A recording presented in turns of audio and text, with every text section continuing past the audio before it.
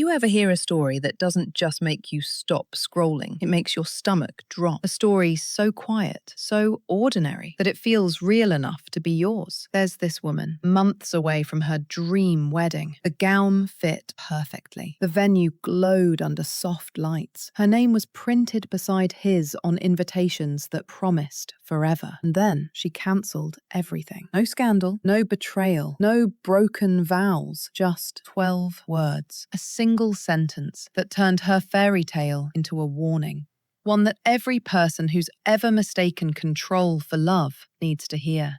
She believed in partnership, in growing together, in the kind of love that builds rather than binds. For 3 years, it looked perfect. Late-night talks, quiet mornings, and promises whispered like prayers. He proposed in the rain, and she said yes before he even finished asking.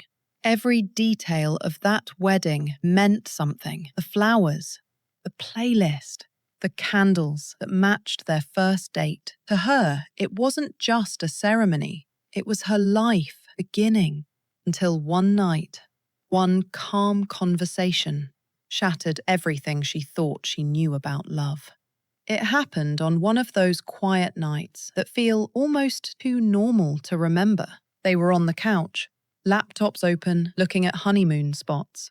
She was excited, talking about places she'd always dreamed of seeing. And with the calmest voice, he said, "You know, after we get married, I'd prefer if you quit your job. A wife doesn't really need to work when her husband can provide." 12 words.